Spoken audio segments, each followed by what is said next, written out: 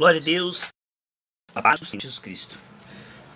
Estamos aqui em Curitiba, felizes com a perspectiva de chuva. Depois de muitos dias sem chover, o clima está seco e até está tendo revezamento de água nos bairros para que o povo economize água e também sabemos que isto vai ser resolvido.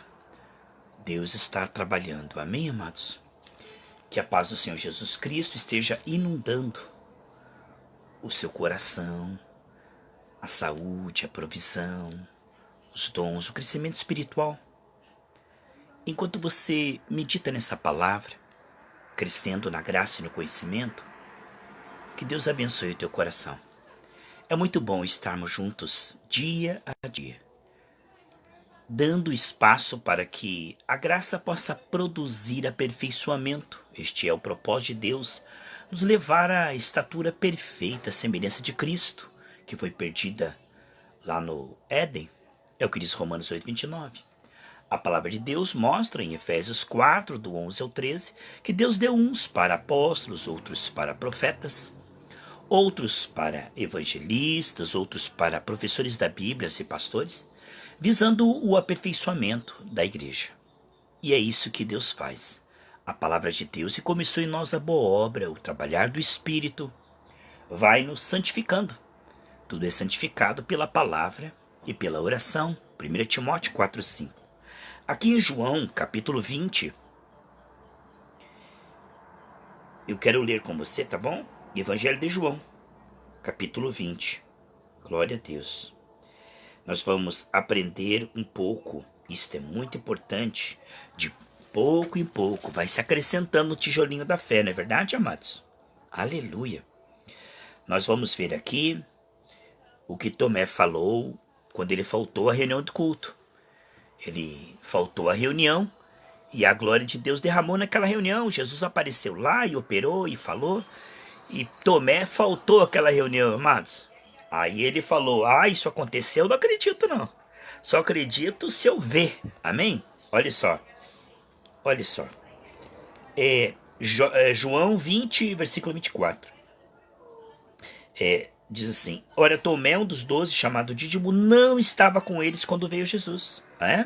Disseram-lhe, pois, os outros discípulos: vimos o Senhor. Mas ele disse: se eu não vir o sinal dos cravos em suas mãos, e não puser o dedo no lugar dos cravos, e não puser a minha mão no seu lado, de maneira nenhuma o crerei. Uma semana depois, olha lá, e 8 dias depois, estava outra vez os seus discípulos dentro, e com ele Tomé. Chegou Jesus, estando as portas fechadas, apresentou-se no meio e disse: paz seja convosco. Depois disse a Tomé: põe aqui o teu dedo e vê as minhas mãos. Chega a tua mão e põe no meu lado, e não seja incrédulo, mas crente. Tomé respondeu e disse: Senhor meu e Deus meu. Disse-lhe Jesus: porque me viste, Tomé, creste, bem-aventurado todos os que não viram e creram. Amados queridos irmãos, que bom estarmos falando sobre isto. Quando Jesus pediu para que eles estivessem em oração, Tomé não estava lá. Jesus foi lá e soprou sobre os discípulos. Então eles receberam um ânimo extraordinário. Você sabe, quando Deus criou o homem, ele soprou sobre o homem o espírito da vida. Mas quando Adão e Eva morreram, eles morreram espiritualmente. Agora a primeira coisa que Jesus faz após ressuscitar é vir e soprar sobre eles, amados, o Espírito. Como Tomé não estava lá e não foi nutrido com essa atmosfera celestial, entrou nele a incredulidade. A fé vem pelo ouvir pela palavra de Deus, Romanos 10:17. Então Tomé não aproveitou e não usufruiu daquele benefício, por isso estava muito aquém, muito longe dos discípulos. Os outros estavam na fé, mas Tomé agora estava realmente para trás, retardatário. E quando Jesus aparece pela segunda vez, os outros discípulos já estavam na fé, porque tinham recebido o sopro, amém? Mas Tomé não.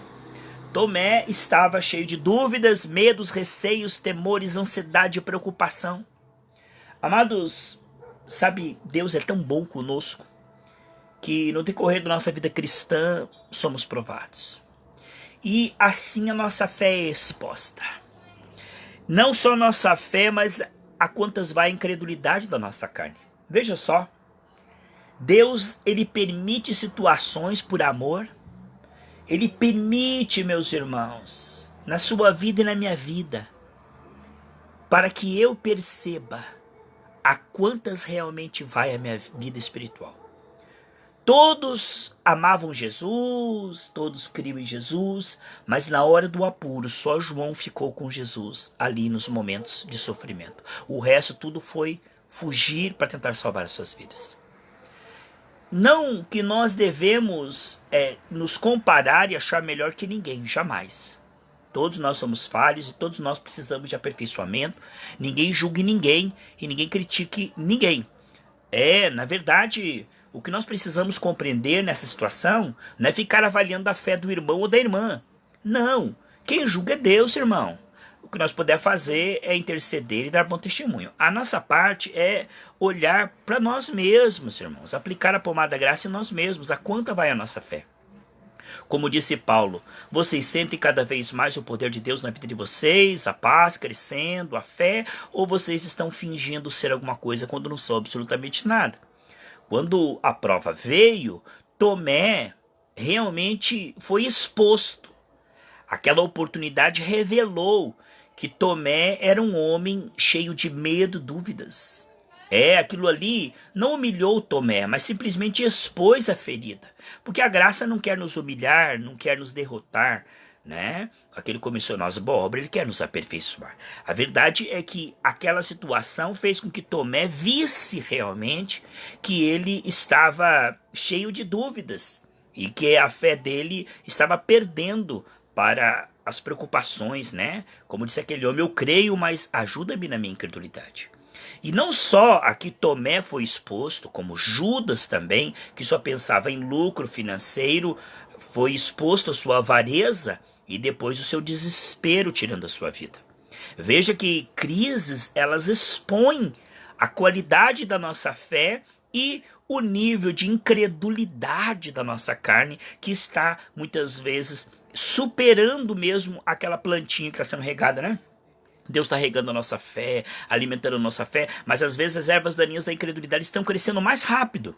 E quando Tomé foi exposto aqui, foi visto realmente que ele foi crer tarde demais. Depois que Jesus tinha ressuscitado, depois que tudo tinha sido resolvido, a igreja estabelecida, agora aparece Tomé de paraquedas dizendo eu creio. Depois que Deus já abriu o mar vermelho, aí vão tocar tamborim e dizer que Deus é bom. Mas aí já é muito tarde para crer, porque crer é quando o desafio está em voga, quando o desafio está ali sendo desenrolado. É muito fácil depois que Davi cortou a cabeça de Golias, aí chegar aí, eu vou dar um chute nele agora, né? Aí Saul vai lá e dá um chute em Golias, mas na hora de mostrar a fé, Saul está assustado, amedrontado. Que vergonha, que derrota. Que espetáculo para anjos e demônios, irmãos. E atitudes falam mais do que 1000 pregações, não é verdade? Então, o que nós vemos, meus queridos e amados irmãos, aqui, que Tomé descobriu tardiamente que ele era um incrédulo, embora Deus tivesse soprado sobre ele o poder para curar enfermos, expulsar demônios, como os outros discípulos. Ele era um retardatário. Ele era alguém realmente que corresponde hoje em dia, né? Vemos que aqui Tomé era um dos 12, né? Mas hoje, se nós formos analisar, 9 entre 10 são Tomés, né? Também essa situação de crise, por Jesus morrer na cruz, o perigo das suas vidas, arriscarem as suas vidas, arriscarem seus pescoços e suas famílias, expôs também a Pedro, que negou Jesus, saiu correndo para se esconder. Nós vemos então que Pedro teve uma dificuldade enorme depois em dizer para Jesus 3 vezes que confiava nele, que o amava, mas não teve dificuldade nenhuma em, amados, dizer 3 vezes que não conhecia Jesus. Então você veja, o ser humano ele tem facilidade para negar Jesus, mas tem dificuldade em se reconciliar, em se humilhar e reconhecer. Realmente eu pisei na bola, realmente eu pequei. Eles ficam nervosos, ficam irritados e melindrosos quando começamos a expor que, olha aí, Pedrão, você realmente traiu o Senhor. Não me julgue, não me ofenda, o que você está falando? E a pessoa, ela fica na defensiva ao invés de dizer é verdade. Eu fui um tolo. Eu não deveria mostrar esse medo, eu não devia fugir para tentar salvar a minha vida. Mas ao invés de concordar, se entristece quando é exposto o seu coração e revelado a sua incredulidade, carnalidade e despreparo espiritual. O ser humano, ele tem muita dificuldade ao ser confrontado com a realidade. Ele tem muita dificuldade em dizer, é verdade, eu pequei. Isso está desde o Éden, quando Adão e Eva. Adão falou, foi a mulher que tu me deste, a mulher falou, foi a serpente que me enganou. E hoje em dia as pessoas tendem a terceirizar ou dizer que isso não foi por causa da incredulidade. Mas nós vemos que a atitude de Tomé e de Pedro foi sim baseado na incredulidade, no medo, no egoísmo, na carnalidade, no despreparo. A atitude de João, ao arriscar a sua vida, ao ficar embaixo da cruz, corria o perigo de ser morto. Arriscou a sua vida, honrou o Senhor. A Bíblia diz, você sabe, os homens são ingratos, irmãos, aqueles mesmos que estavam uma semana antes lá, colocando seus ramos, né, como foi feito ontem, domingo de ramos, só que de forma idólatra, porque depois levam os ramos para casa e dizem que aquilo lá tem algum poder. Não tem nenhum poder, nada. Mas Jesus entrando com o jumentinho para se entregar voluntariamente por nós, não foi nada forçado, ele deu a sua vida por amor. Ele entrando nas ruas de Jerusalém, as pessoas colocavam suas vestes, os seus ramos, e para que fizesse uma passagem triunfal para Jesus. Isto é, esse mesmo povo que estava honrando Jesus ali no domingo de Ramos, na semana sequente, ali na Páscoa, estavam dizendo crucifica. Então o povo, ele é traíra, ele é esquecido, ele é melindroso, ele é egoísta, ele só pensa no seu umbigo, e na hora do vamos ver, cada um por si. É assim mesmo. Agora com Deus é diferente, irmãos. Deus não é ingrato. Mesmo um copo de água fria que você dá, Deus não esquece. Deus computa eternamente nos livros celestiais, o livro das boas obras. A Bíblia diz que haverá galardão eterno. Então tudo que você faz para os homens, às vezes você recebe ingratidão, desprezo, a pessoa não reconhece, e às vezes ainda paga o bem que você fez, ainda paga com o mal. É assim que é o ser humano. Mas Deus não é assim. Deus, ele é profundamente correto, profundamente generoso, de forma que tudo que você faz para Deus com amor, com humildade, isto ele devolve 100 vezes mais nessa terra, Marcos 10:30, e no futuro também galardão e vida eterna. Então o que eu quero dizer com isso? Quando João arriscou a sua vida para estar debaixo da cruz ali, mostrando a sua solidariedade a Jesus, enquanto todos fugiram e se esconderam para salvar a sua vida, João honrou a Jesus publicamente e liberou uma lei espiritual que está lá em 1 Samuel 2:30. Eu honro aos que me honram.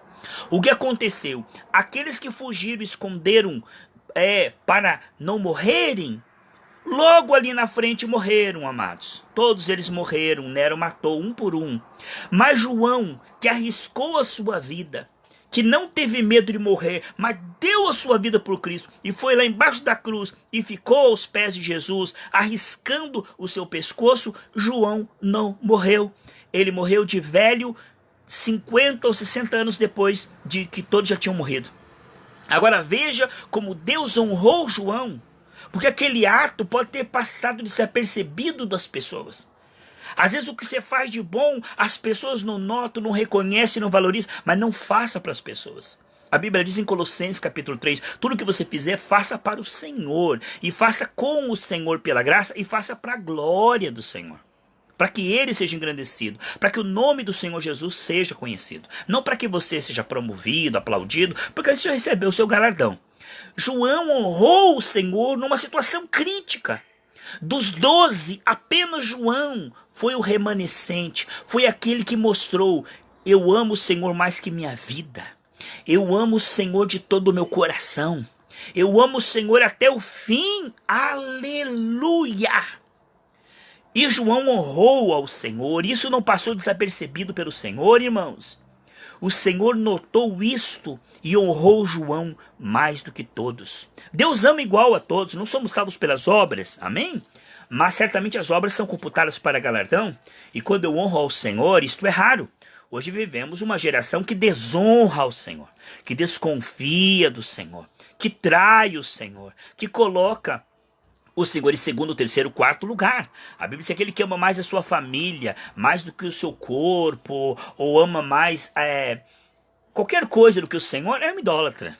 A Bíblia diz: amarás o Senhor teu Deus sobre todas as coisas. Então Deus não pode ficar em segundo, terceiro, quarto lugar. Não, não, não, não. Ou o Senhor é primeiro, ou a pessoa é uma idólatra. E vemos ali em João uma atitude rara. Vamos dizer que é uma exceção. Amados de Gênesis, Apocalipse, nós vemos que o remanescente é uma exceção. Sempre foi e sempre será. A grande maioria esmagadora é como gado. Lá em Deuteronômio 20 diz assim: não seguirás a multidão para pecar contra o Senhor. Então, geralmente, as pessoas tendem a seguir a multidão. É o conselho dos ímpios que a Bíblia fala, conselho dos ímpios. O que as pessoas fazem, amados, é que João, ele foi uma exceção. Enquanto todos tentaram salvar a sua vida, João foi para debaixo da cruz, esteve ali e até levou Maria para casa. Nós queremos explicar essa questão de Maria.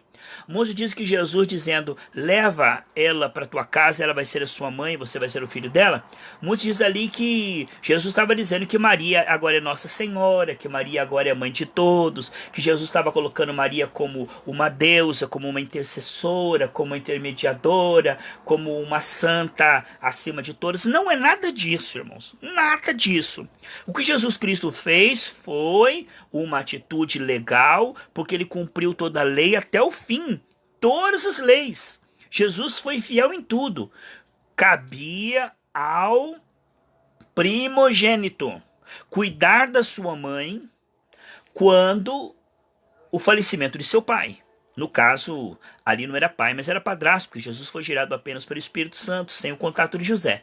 Mas a Bíblia mostra que a morte precoce de José, depois não citado nenhuma parte das Escrituras, só mostrando Maria e seus irmãos, mostra que José partiu cedo, e Jesus, sendo o primogênito, o filho primeiro, ele era responsável por sua mãe. Porque no tempo de Israel, a mulher que era viúva, ela só tinha então o seu filho homem que podia sustentá-lo. E Jesus estava partindo, ele era o primogênito, ele era o responsável legal por Maria.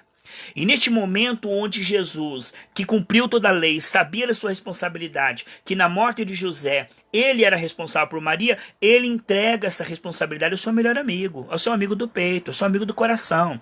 E entrega Maria aos cuidados de José e de João.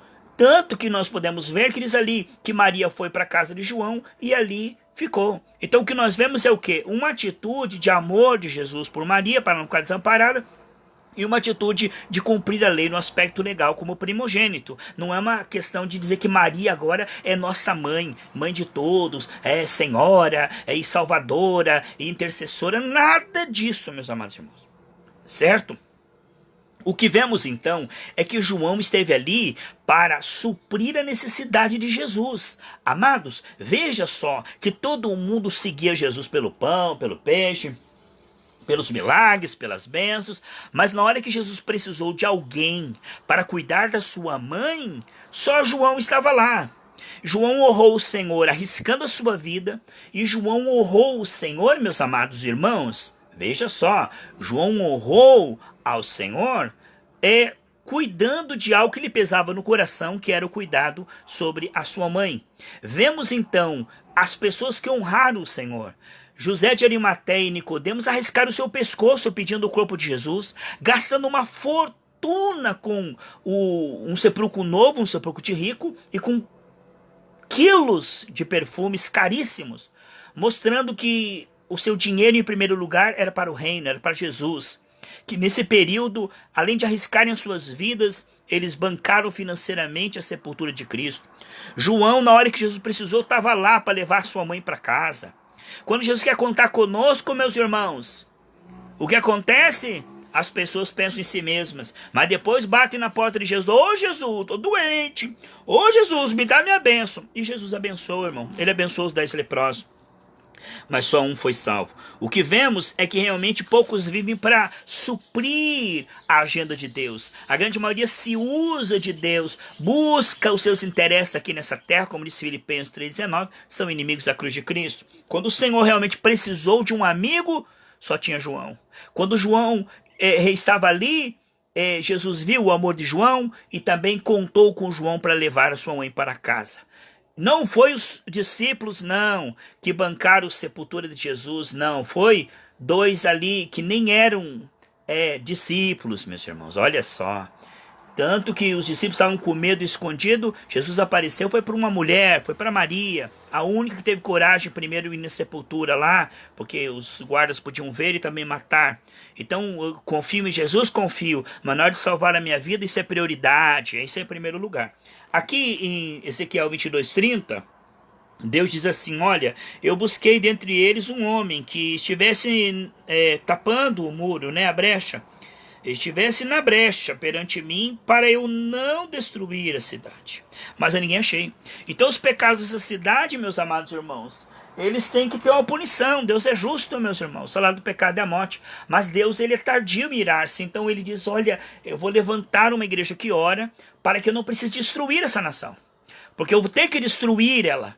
Mas como eu sou misericordioso, eu vou levantar um povo que intercede, que está na brecha. E através desse povo que intercede, eu posso levar o outros arrependimento e dar um tempo para eles se arrepender. Mas ele diz: mas quando eu procurei meu povo não estava na brecha.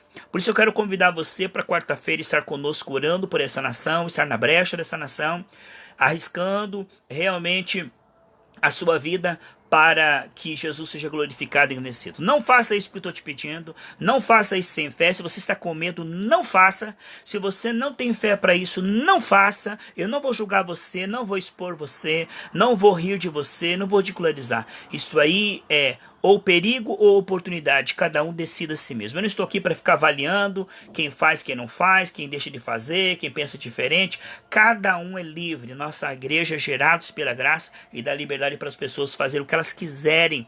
Se elas decidirem ficar até novembro sem aparecer na igreja, quando aparecerem em novembro vão ser bem recebidas, sem ser comentado absolutamente os cultos que faltaram. Nós não estamos aqui para julgar, para criticar, para tacar pedra em ninguém. Estou aqui para convidar você que quiser estar conosco, quarta-feira, 20 horas, e estar na brecha, porque nunca o Brasil precisou tanto da igreja orando, intercedendo, jejuando, para que Deus perdoe os pecados dessa nação.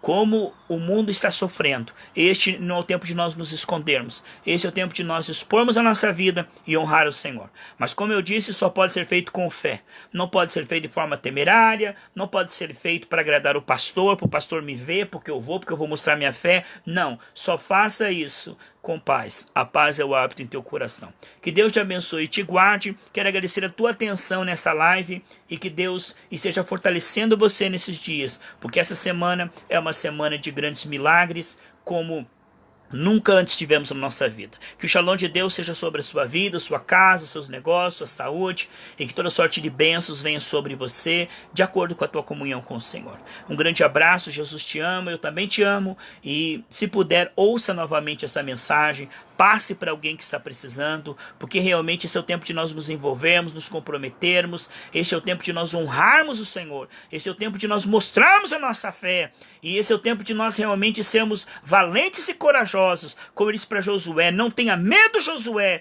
tenha muito bom ânimo. Que Deus te abençoe e te guarde, em nome de Jesus, um grande abraço.